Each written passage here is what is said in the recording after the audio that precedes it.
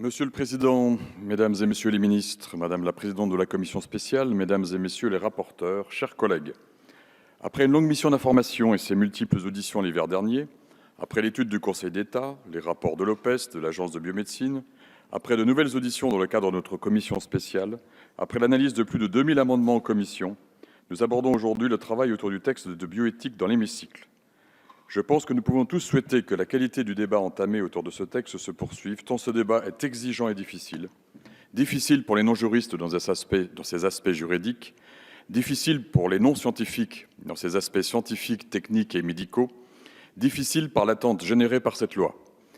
Il nous appartient en effet tout à la fois d'améliorer, de sécuriser le parcours procréatif en fixant les limites, mais aussi de prendre le meilleur des résultats de notre recherche dans le domaine de la procréation, du diagnostic et de la thérapie, là encore en discernant ce qui est faisable de ce qui est souhaitable pour la société, pour nos compatriotes et leur santé, et pour celle de leurs enfants. Ce texte ne doit en rien être l'occasion de postures idéologiques. Notre devoir est bien de se concentrer sur l'intérêt de l'enfant et de sa famille, et sur le comment pouvoir leur faire bénéficier des avancées de la recherche médicale, avancées dont le rythme n'a de cesse que de s'accélérer. J'y distingue deux éléments forts, l'évolution des modes de procréation d'une part, l'évolution de notre accès aux outils diagnostiques et thérapeutiques d'autre part. Mais n'oublions pas que ces deux éléments sont intimement liés, et si nous n'y prenons garde, si nous ne donnons pas les moyens nécessaires à la recherche et à ses applications, la procréation médicalement assistée pour toutes, visée par le texte, risque de rester plus un slogan qu'une réalité.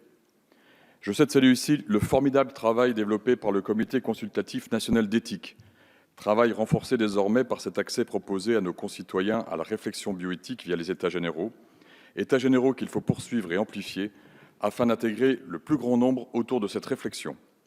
En amont de l'étude du texte, j'avais déjà fait valoir des premiers regrets, des regrets sur le déroulement même de la révision des lois de bioéthique.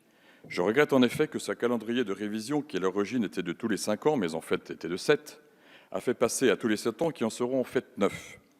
Si la réflexion des avancées de la partie sociétale de la loi peut s'en accommoder, les avancées de la science, et excusez-moi de penser en particulier à la génétique et à l'égénomique, la nécessité impérieuse de leur traduction au lit du patient nécessite à mes yeux un cadre plus souple, dans lequel chaque question éthique posée par la science puisse faire l'objet d'une réponse beaucoup plus rapide. En tant que rapporteur, vous m'avez confié en particulier les titres 3 et 4, qui ont trait d'une part à l'articulation entre nos principes éthiques et les progrès scientifiques, d'autre part aux recherches portant sur les embryons et les cellules souches. S'agissant de l'articulation entre nos principes éthiques et les progrès scientifiques, je voudrais tout d'abord me concentrer sur le sujet des tests génétiques à visée généalogique dits récréatifs, à propos desquels l'article 10 du projet de loi propose de maintenir l'interdiction de la commercialisation et de l'usage en France. Pour ma part, je suis convaincu qu'il faut maintenir cette prohibition. Ces tests aux biais importants, basés sur des bases de données insuffisantes, auxquelles de plus en plus de Français ont recours sur Internet, sans même savoir le plus souvent qu'ils encourent une amende de 3 750 €, présentent plusieurs dangers. Ensuite, ces tests peuvent avoir pour effet de faire exploser les familles, alors qu'on sait qu'un grand nombre d'entre nous n'ont pas forcément le père biologique qu'ils croient. Enfin, il faut que les Français qui ont recours à ces tests aient bien conscience du fait qu'ils donnent leurs données génétiques à des sociétés privées qui peuvent en faire ensuite ce qu'elles veulent. Aussi, je suis fermement convaincu de la nécessité de maintenir à ce stade l'interdiction de ces tests génétiques. Cette interdiction doit bien évidemment se doubler du respect de l'interdiction de faire de la publicité pour ces tests. Et à ce sujet, il revient au Conseil supérieur de l'audiovisuel de faire respecter cette interdiction. Il nous revient à nous, Français, de construire nos propres bases de données dans le respect de nos lois de bioéthique. J'en viens maintenant à l'article 12 du projet de loi, qui précise les finalités de recours aux techniques d'enregistrement de l'activité cérébrale, en donnant une définition plus large des techniques visées et en interdisant l'emploi de l'imagerie par résonance magnétique fonctionnelle dans le domaine de l'expertise judiciaire. Nous avons eu un débat au sein de la commission spéciale sur les termes « enregistrement de l'activité cérébrale » et « imagerie cérébrale ». Par l'amendement que je présenterai lors de l'examen de l'article 12, je vous propose de sortir de ce débat en indiquant que le terme d'enregistrement de l'activité cérébrale inclut l'imagerie cérébrale, mais aussi l'électroencéphalographie, la magnétoencéphalographie ou encore la stimulation magnétique crânienne. Pour les articles suivants, thérapie cellulaire avec ou sans thérapie génique associée constituent de l'avis de tous les spécialistes les thérapies innovantes d'aujourd'hui et encore plus de demain. Les pathologies ciblées, comme cela a été rappelé par Madame la ministre, nous concernent tous. Maladies rares, cancer, Alzheimer, Parkinson, cardiovasculaire, audition, vision, etc. Un colloque réalisé ici même par l'AFM la semaine dernière est venu nous le rappeler, et les premiers grands succès sont là pour le démontrer. Dans ce contexte, le projet de loi entend poursuivre plusieurs objectifs. Il vise d'abord à libérer la recherche en introduisant une distinction entre les régimes juridiques de protocole de recherche sur l'embryon d'une part, sur les cellules souches d'autre part. Bien que n'étant pas revêtu de la personnalité juridique, l'embryon n'est pas considéré comme un simple matériau expérimental. Les finalités interdites édictées par le Code civil comme par le Code de la santé publique sont maintenues, tout comme le régime juridique qui demeure l'autorisation sous conditions. S'agissant des recherches appliquées fondamentales, il importe de souligner plusieurs points. En premier lieu, ces recherches portent sur des embryons ne faisant plus l'objet d'un projet parental et qui sont conçus au départ en vue d'une assistance médicale à la procréation. Embryons, faut-il le rappeler, destinés à la destruction. Elle n'applique donc pas des embryons conçus intentionnellement pour la recherche. Par ailleurs, les recherches ne portent que sur des embryons n'ayant aucune vocation à être implantés, c'est-à-dire à donner naissance à un individu. Enfin, le texte fixe une limite de conservation des embryons à 14 jours, une limite qui n'était juste qu'indicative à ce jour. Par ailleurs, le projet de loi clarifie les recherches portant sur les embryons dits transgéniques ou chimériques. Dans le premier cas de figure, et conformément à la Convention d'Oviedo, le projet de loi autorise l'usage de la technique CRISPR-Cas9 sur les embryons dès lors que le transfert à des fins de gestation est interdit. L'interdit relatif aux modifications des caractéristiques génétiques susceptibles d'affecter la descendance est bien sûr maintenu.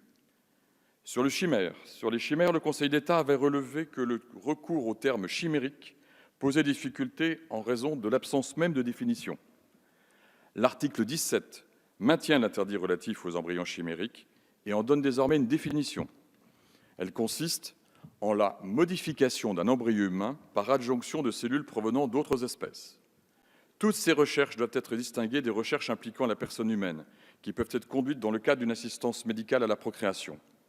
Ces recherches portent sur des gamètes donnant lieu à la conception d'un embryon ou sur un embryon. Ces recherches préservent l'intégrité de l'embryon et permettent de favoriser la poursuite du projet parental dans le cadre de l'assistance médicale à la procréation. Il me semble que cette distinction, insuffisamment comprise, méritait d'être rappelée. C'est la raison pour laquelle le projet de loi établit une très nette distinction entre ces deux régimes de recherche. Au terme de l'article 14, les recherches sur les cellules souches relèvent d'un régime désormais proposé déclaratif. Les protocoles concernés sont relatifs aux cellules souches embryonnaires. Ces cellules ne sont pas des embryons et sont incapables de reconstituer un nouvel embryon. De totipotentes, elles ne sont plus que pluripotentes. Ces différences justifient donc une approche éthique et juridique totalement distincte.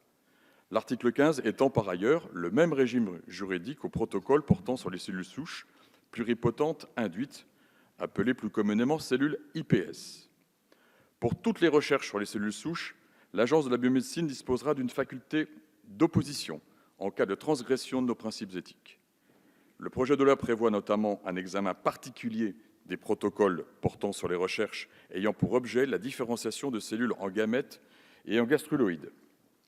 La Commission a complété cette liste par la déclaration des protocoles portant sur les chimères animal-homme. Sur ce dernier point, il importe de souligner que la disposition produite en commission s'ajoute à l'autorisation aujourd'hui accordée par le ministère de la Recherche pour toutes les recherches portant sur les embryons animaux.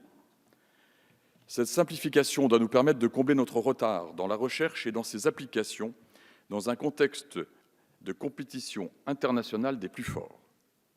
Enfin, l'article 18 vise à assouplir la mise en œuvre des recherches portant sur l'utilisation secondaire des prélèvements biologiques qui nécessitent le recours à des tests génétiques.